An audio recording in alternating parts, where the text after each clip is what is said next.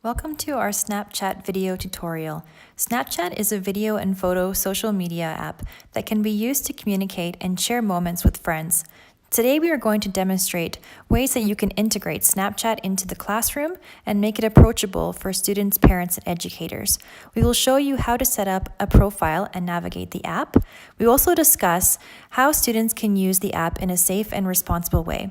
Finally, we will give you different examples of how you can incorporate Snapchat into different lessons and activities. Either sign up or you can log into an existing account. I have already created an account, so I will just log on here. I have created a professional account that is separate from my personal account.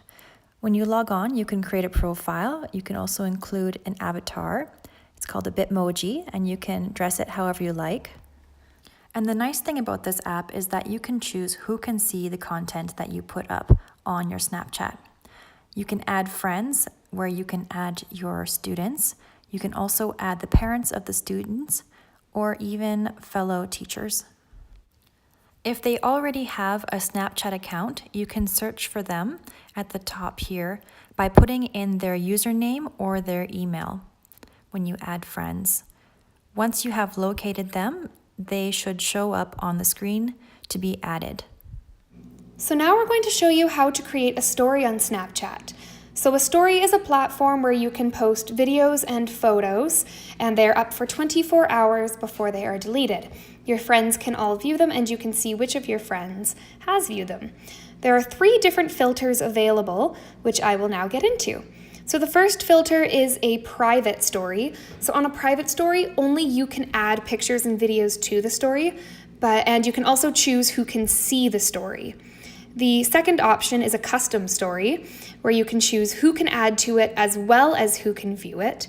And then the third option is a geo story. A geo story is location-based, so anyone who is in the area can add to it, and anyone who is in the area can also view it. So it's something to be aware of and to be careful with, that anybody who's in the area can see it, and it's harder to filter. So just be aware of that for privacy issues. You don't want your students seeing everyone, and you don't want everyone seeing your students when doing a geo story. Geostories can have some pretty cool applications in school. You can use them, for example, for special events like school dances or games, and it creates a sense of community and everybody's kind of all together in that.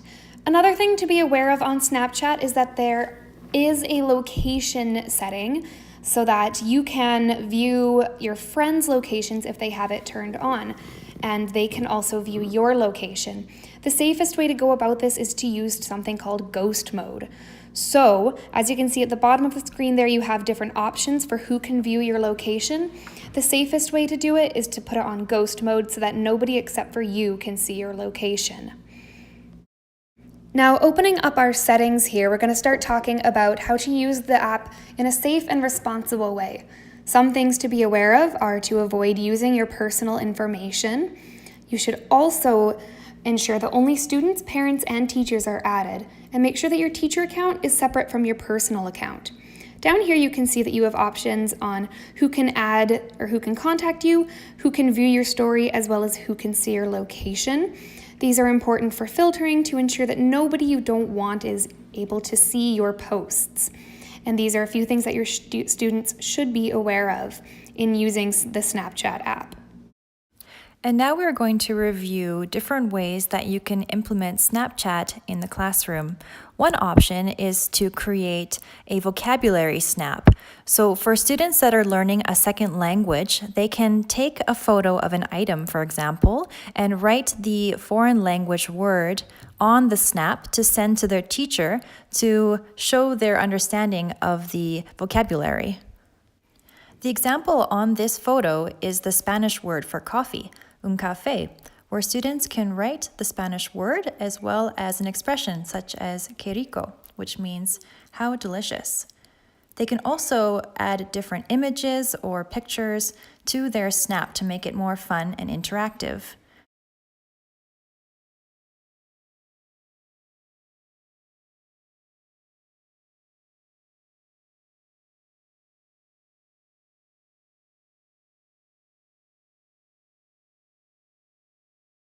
Once the snap is ready to be sent off, they can select if they want to post it to their story, or they can select a particular student or teacher that they would like to send their snap off to.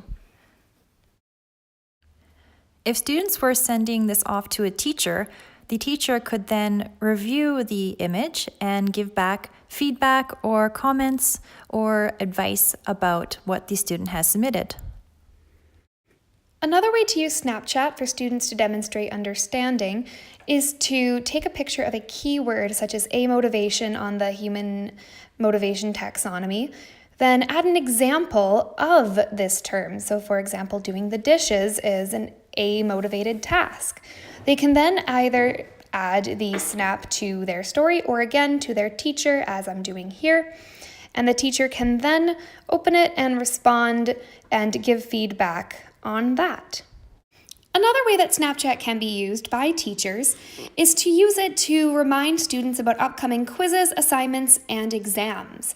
Here we're taking a selfie of the two of us, and then we're adding text to remind students about an upcoming quiz. Then we're going to add it to our story, and then students and parents can be reminded of any upcoming events. This way is a lot of fun, it's a lot easier than writing in agendas every day, and it's very interactive for students.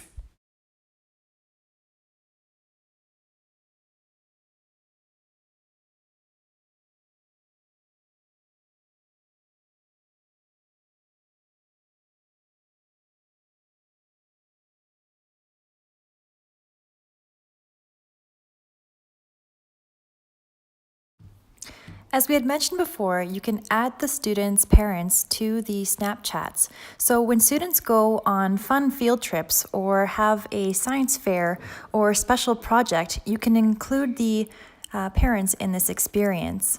Here we have taken a photo at a field trip at the university and have created a little caption to let the parents know what the students are up to.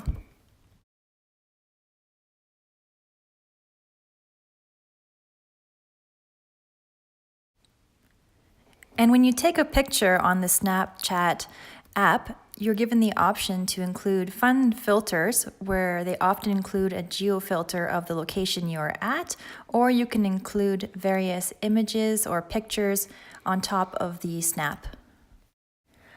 A few other uses in the classroom could be if you want to congratulate a student on doing a great job on an assignment, or if they excelled on an exam, you could give them praise by sending them a congratulations snap. Just to recap, you want to be ensuring that your students are using the app in a safe and responsible way. The Snapchat app requires users to be 13 years of age or older, so keep this in mind when using Snapchat, and preferably use it with junior high or high school students. In conclusion, when used properly and responsibly and in a productive manner, Snapchat can be an absolutely fantastic tool for teachers to integrate into their classroom, as it can be very engaging and fun for students, as well as teaches them about technology and digital citizenship.